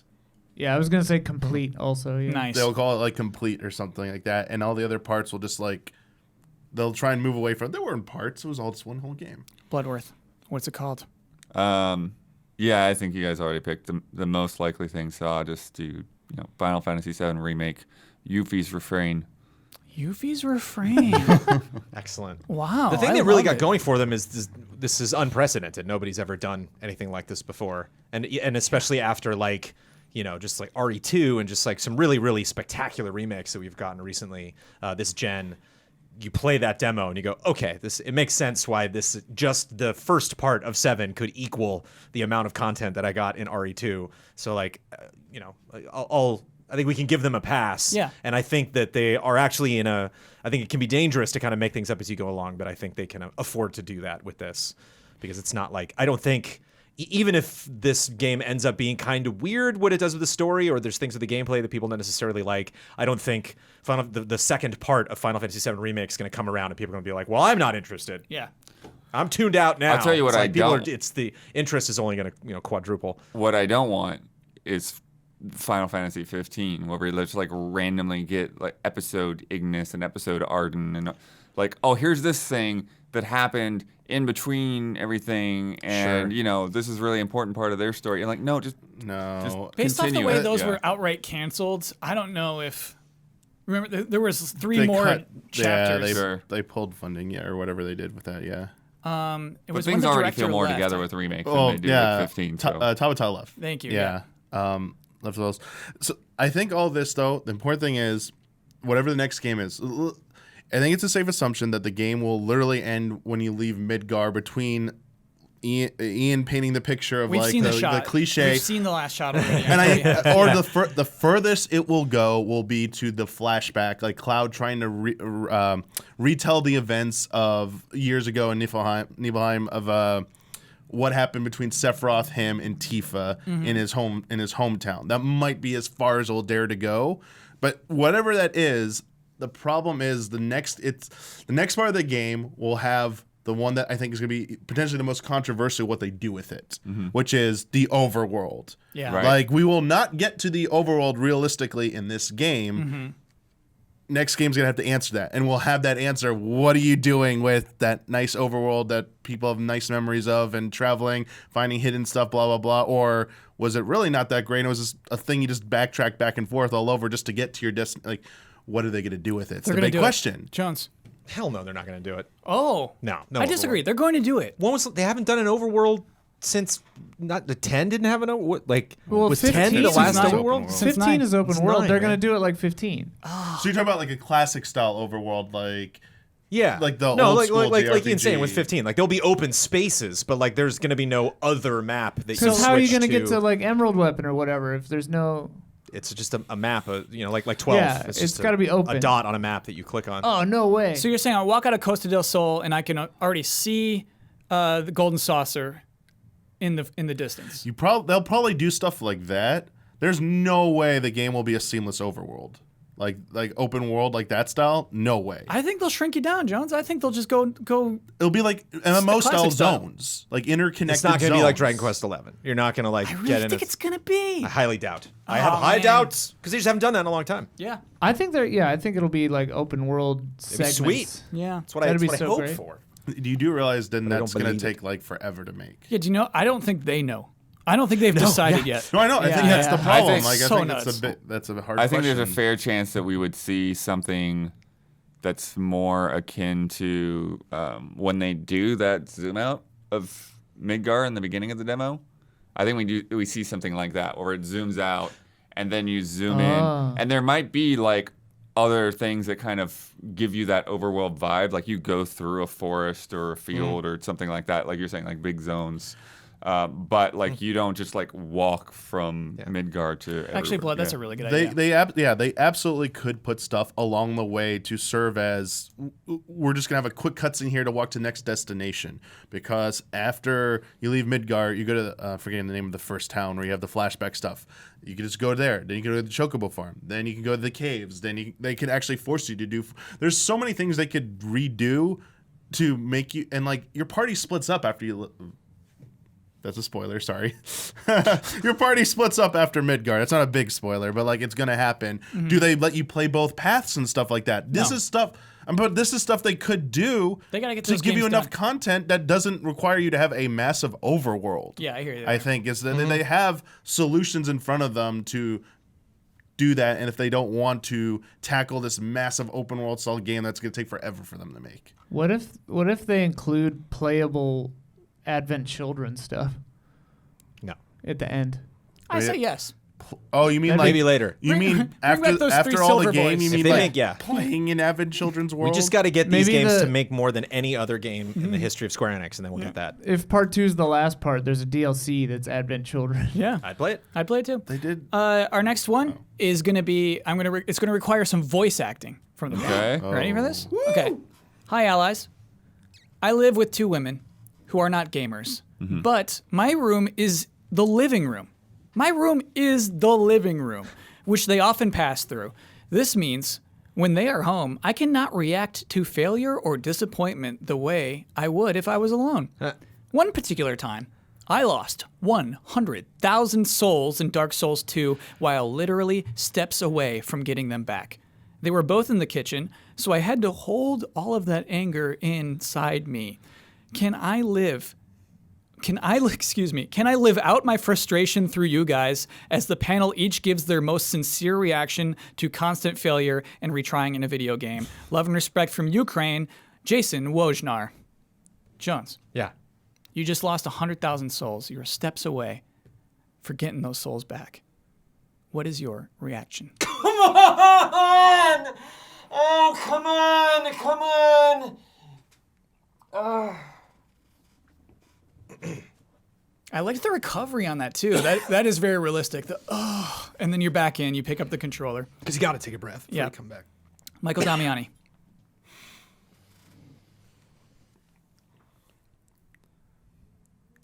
You shoot from software. Please learn how to make good hit detection. That's bullshit. I was right there. Learn to code your games. Bye. Not even playing this piece of shit anymore. Daniel Bloodworth, how do you react?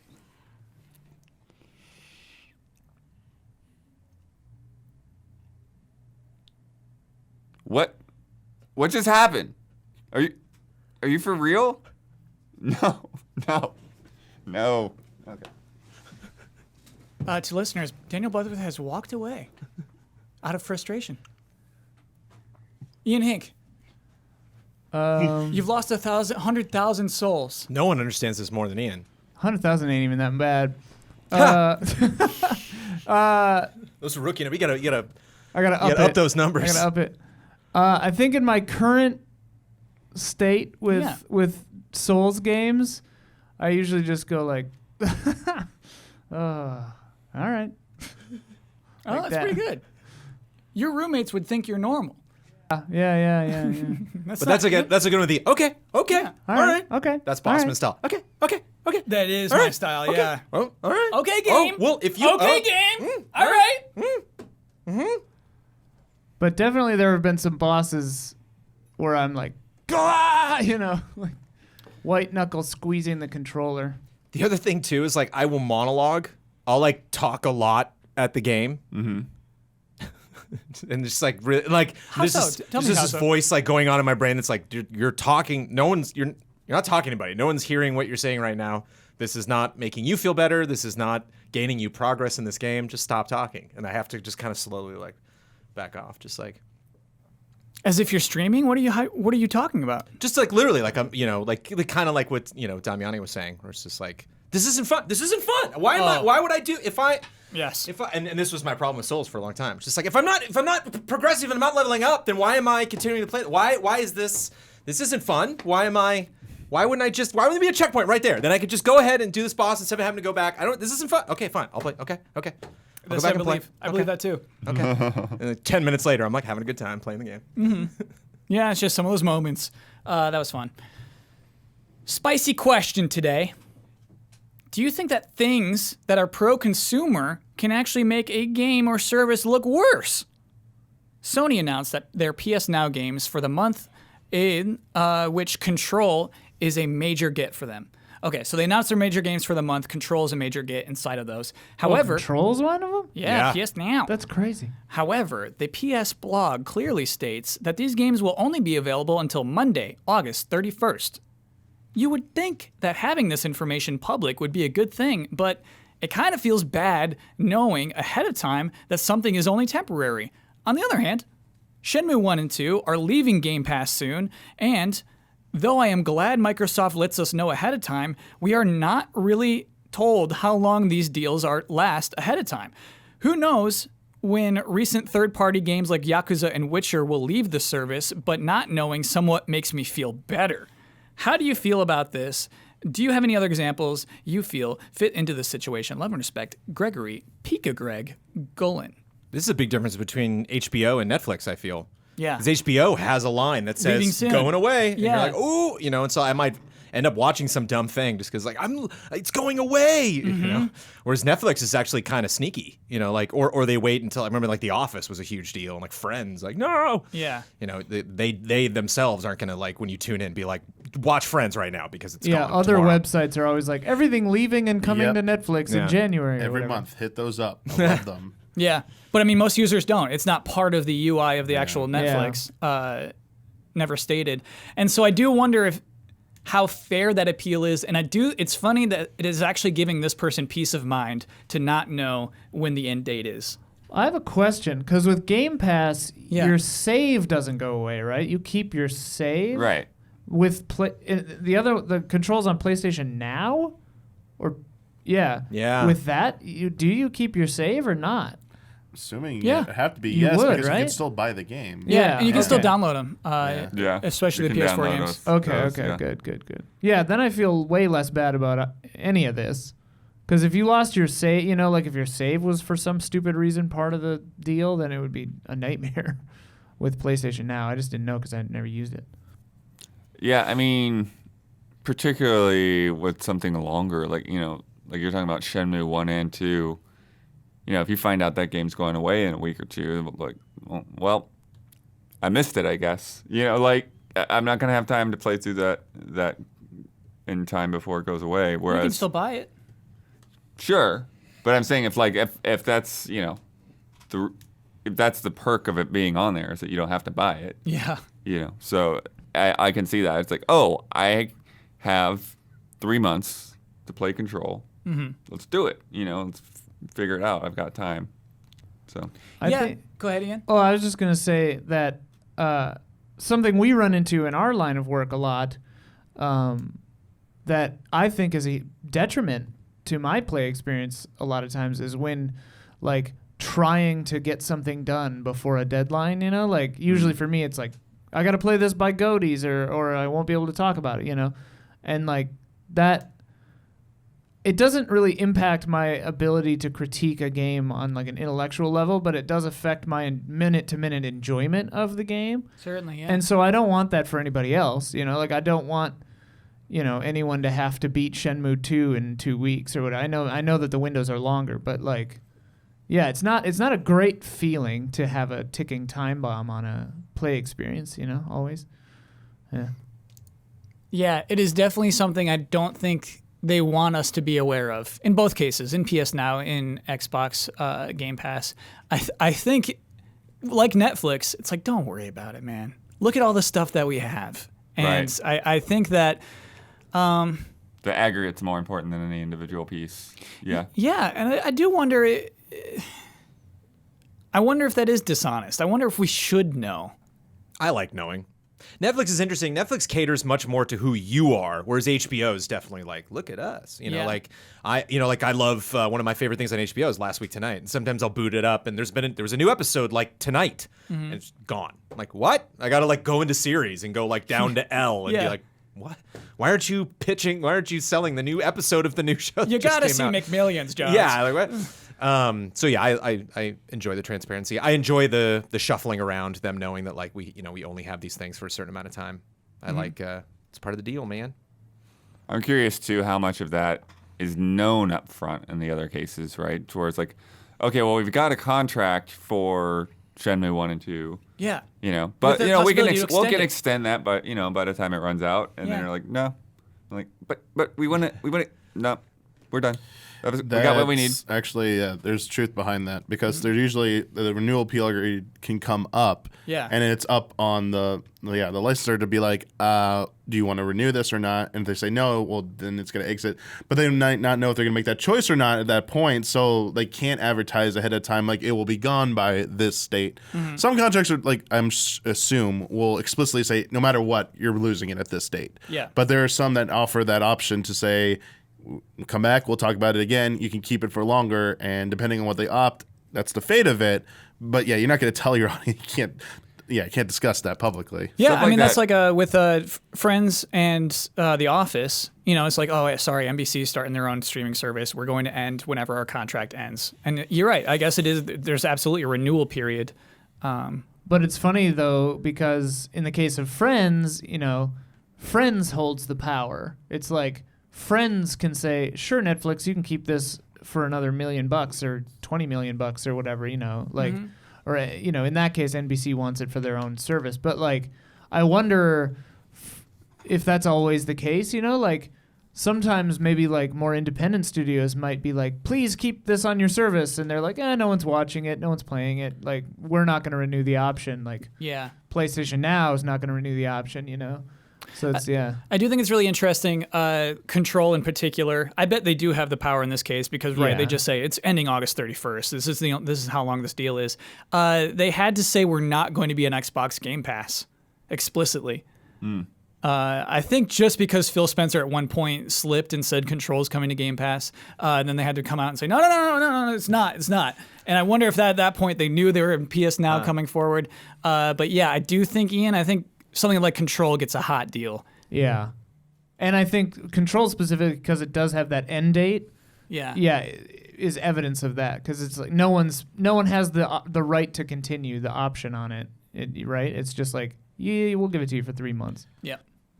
I do like when they explicitly put below titles on any of the streaming, like Amazon does it, HBO does it, leaving this state. Oh. They'll put it right at the bottom Yeah. of it. Like That's cool. Love seeing that because it will immediately know I don't have enough time to do this. Don't even bother. I mean, film, TV, it's a little, but especially a TV series. Like Yeah. I never could get through this many seasons. So nope, Yeah. I'm gonna peace out. With a game, doesn't having your save backed up is great, but like if you're not intending to ever buy it, well, why would you ever start something you can't finish or at least get a decent amount into? So it's nice to have that warning and not be like next day they pull the plug on it like, wait, where'd my game go? Yeah. And then there's Disney Plus that does the opposite of that, where like some weird ass like Disney Channel movie from 1992 says like coming November 2021, and it's like, why is the thumbnail on here then, you maniacs? Like, what? You're just teasing me. It's time for bets. Next week's bet: Ori and the Will of the Wisps will be released on Wednesday, March 11th. We'll be recording on March 12th, the very day after. How many viewers will that game have on twitch.tv? Brandon Jones. 15K. Michael Damiani. 2,000. Daniel Bloodworth. No, I thought I was on the low end. 11,000. I've got 7,949. Jeez, Ian I Hink? thought I was low too. I put the highest, 20K. Okay. That's a good spread. Let me lock that in. Last week's bet was about One Punch Man, a hero nobody knows, which released Friday, February 28th. I looked at the top 10 most recent reviews on opencritic.com, Yes. and I counted the amount of times I saw the word anime. Jones, you bet 9. Huber and I both bet 15. Damiani Blood, you got guesses? How many times do you hear the word anime in 10 reviews for One Punch Man? Reviews. Were there only 3 people here last week? Yep. Yeah. 20 plus. Yeah, I was about to say 22. 35. Damn it. 35. They say at least twice per article. There were some that did 6. There were some that did 5. Jeez. Yeah. Huber and I won the bet after the first 3 reviews I read. We were already there. So that Live gives and learn. Live and learn. That's that one you gives, got to remember. You really got to. anime. Yes. that. Man. So that gives both teams a point. Gorgeous Gorillas 5. Sick Owls 4.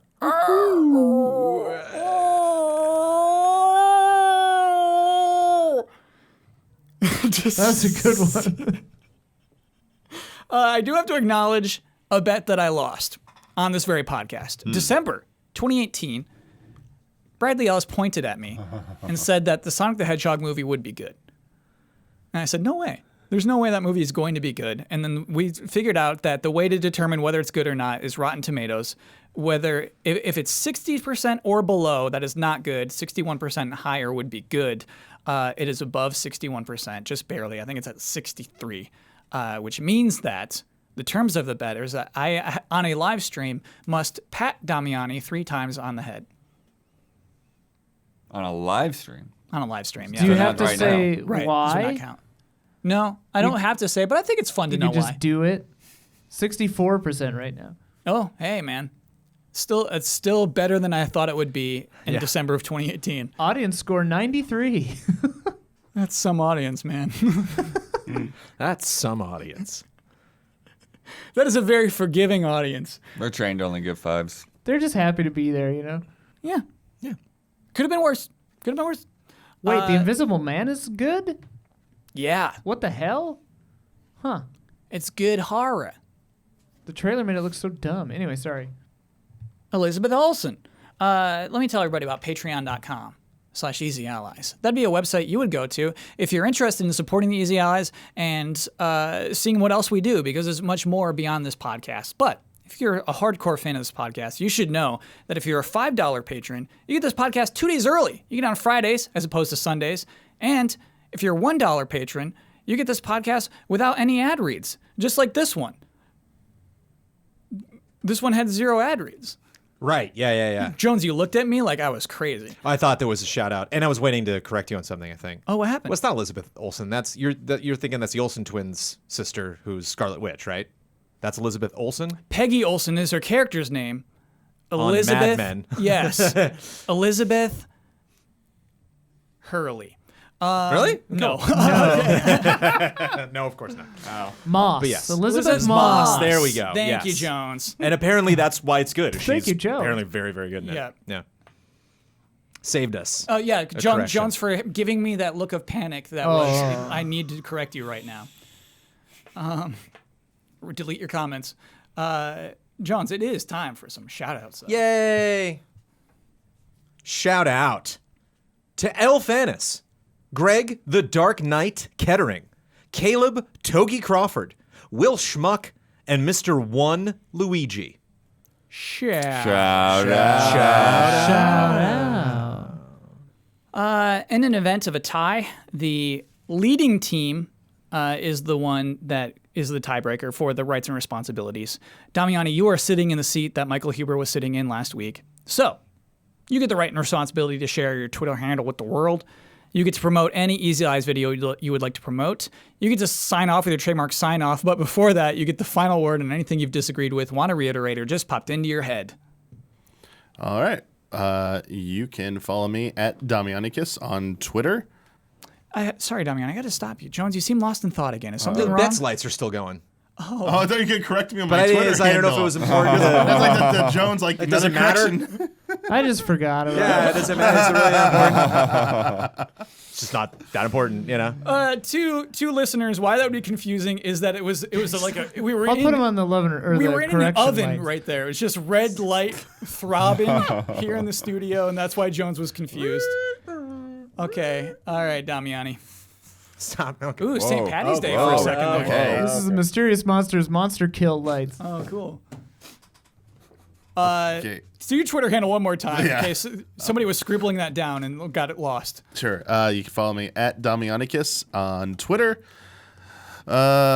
Video to promote. I usually have one in my head right away, and I don't have What have you one been right working on? I like promoting other people's videos. Wow. I usually do not promote my own. I don't want to say never because I probably have at one point, but I got a new thing going on. oh, do you, Kyle? Yeah, every Sunday I got. That is right. And in fact, you know what? I'll give shout out to. Am I allowed to do that? No, Oh, shit. Okay. shout outs are expensive. Okay. I want to give props. Yes, I want to give props you can give props. to Kyle for the work in progress. It's a work in progress intro for Never It's Too Never Too Late Late to to Dreamcast? Dreamcast. Nah, Work dude, in that thing's progress. locked in. That's the final? Yeah, that's finalized. Oh, I thought you were telling your chat. I was watching like, okay, I got some like I guess tell it me looks some like things. a work in progress, Kyle. such a good Oh. dig. No, it was really good, but like a good dig. no, it was not a dig on the quality, Kyle. I thought you were like trying to preface chat like chat. There's gonna be even more to this, like because it was already so good. I was like, dude, Kyle, you can just cut this and you're No. good. Nice whip, bro. 2 days later, after I showed them the beta version of the intro, they got to see the final version of that intro, Okay, which clearly wasn't enough for Damiani. okay. Well, props to Kyle for It's Never Too Late to Dreamcast. And it's is it cut down? Yeah, Because it's 40 minutes. I saw the video is 40 minutes, the edited version. So you can check that out on the main channel. Yeah. Yeah, on youtube.com/easyallies. And that's every Sunday. This live stream is every Sunday at what time, Kyle? 2 p.m. Pacific time. There you go. I don't have a final word. I can't think of anything. Just close your eyes. Tell me the first sentence that comes to your head. No. Was it dirty? No, No. is a sentence. No is a sentence.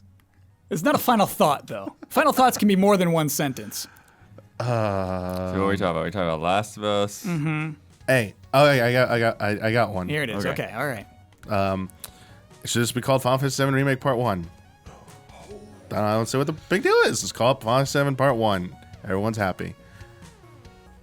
And until next time, may the way of the hero lead to the Triforce.